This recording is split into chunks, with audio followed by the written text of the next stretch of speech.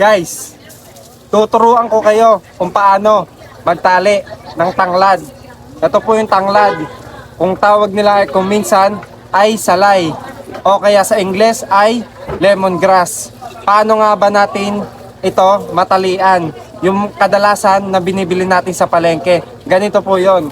Ngayon, kuha kayo ng ilang piraso, mga 4 na piraso.